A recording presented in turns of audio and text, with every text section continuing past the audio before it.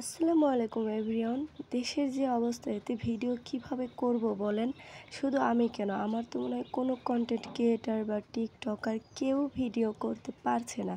মনে হয় কি এটা তো দেখারই বিষয়, মানে দেশের এই রকম একটা অবস্থায় নেট কানেকশন অফ করে দেওয়া হয়েছে যাতে কেউ কোনো ধরনের সংবাদ বা কোনো খবর প্রচার না করতে পারে। কি আর বলবো, মানুষের চিন্তা ভাবনা এরকম হয়ে গেছে। আর দেশে যে অবস্থা, এতে আর কিসের ব্লগ আর কিসের কি, আমার তো প্রচণ্ড পরিমাণে খারাপ লাগছে। তো আমরা তিনজন যখন একসাথে বের হয়ে পড়ি বুঝছেন, তখনই বৃষ্টি হয়। আমরা এই নিয়ে ৩ বার একসাথে বের হয়েছি, ৩ বারই বৃষ্টি হয়েছে। আমি, সে আর আমার চাচা, মানে চাচা শ্বশুর আর কি, আমরা একসাথে বের হলে বৃষ্টি হবেই হবে। এটা হচ্ছে আল্লাহ তাআলার রহমত। আর আল্লাহ তাআলা আমরা একসাথে বের হলে এত রহমত দেয়। আমাদের তিনটার ভিতরে যে কার উপর এত রহমত দেয় যে ওরা দুইজন একা বের হলে বৃষ্টি হবে না, বাট ওদের সাথে আমি থাকলেই বৃষ্টি হবে। তার মানে আমারই দেখেই রহমতগুলো দেয়। আর এই রাস্তার ভিডিও কিন্তু আমি এর আগে আরও ২ বার করেছি। তো যারা আমার ভিডিও দেখেন তারা কিন্তু অবশ্যই চিনতে পেরেছেন। রাস্তাটা এত ভালো লাগে আমার, যা বলার বাহিরে। আমার তো মনে হয় হারিয়ে যায় এই রাস্তাতে আসলে, মনে হয় প্রকৃতির মাঝে হারিয়ে যায়।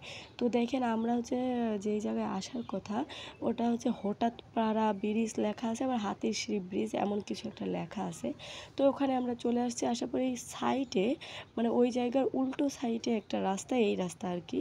তো এই রাস্তাটা এত সুন্দর লাগলো, যার কারণে আমরা আগে এই রাস্তাতে চলে আসলাম। ওই ব্রিজটা হচ্ছে একটা পার্কের মতো, ওখানে অনেক লোকজন, ওখানে ভিডিও করা বা পিক তোলা পসিবল না, যার কারণে আমরা এই সাইডে রাস্তায় চলে আসছি।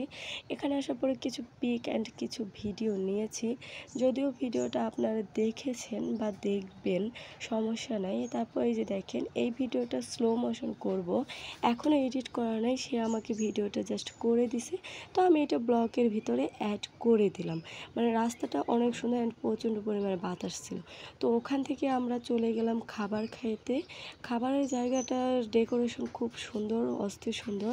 যদিও ওই ভিতরে হচ্ছে যারা প্রেম করে তাদের জন্য ভালো হবে। এখন আমরা তো আর প্রেম টেম করি না। আর এখানে 3টা সিট আর আমরা 3টা মানুষ, যার কারণে আমরা এই সিটেই আসন গ্রহণ করলাম। অ্যান্ড কি বলবো, মানে এই ফাঁকা মাঠের ভিতরে এত সুন্দর একটা জায়গা, বা এই জায়গাটায় যে এত সুন্দর ডেকোরেশন করেছে যা বলার বাহিরে, খুবই সুন্দর। তো এই যে দেখেন, আমি আমার মেকআপ করতে, সরি আমি মেকআপ করি না, আমি বাইরে কোথাও গেলে মেকআপ করি না, আমি যা বাড়ির ভিতরে একটু করি, কারণ আমি মেকআপ দিয়ে থাকতে পারি না, আমার মুখ অনেক ভার ভার লাগে। তো এখানে আমি হচ্ছে আমার চাচা শাশুড়ির সাথে গল্প করছিলাম, আর সে আমার লুকিয়ে লুকিয়ে ভিডিও করছিল।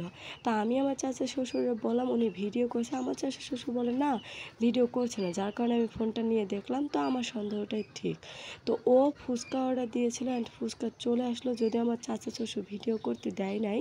কিন্তু ফুচকা খাওয়ার পর আমি আর আমার চাচা শ্বশুর যখন ফাজলামি করতেছিলাম, তখন একটা ভিডিও ও করে ফেলছে।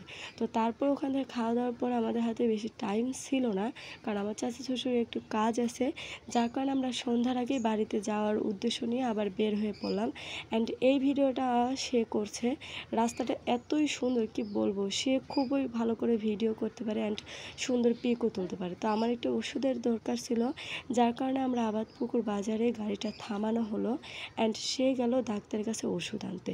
তো ওষুধ নিয়ে আসার পরে যে বাসায় আসার পরে যে দেখেন, আমার অবস্থা একদম বেহাল, কারণ আমি যখনই ঘুরতে যাই বাসায় আসার পরে আমার চোখ দিয়ে পানি পড়ে, আবার মাথা ব্যথা করে, কি আর বলবো। তো আজকে এই পর্যন্তই। সবাই ভালো থাকবেন, সুস্থ থাকবেন, নিজেদের খেয়াল রাখবেন।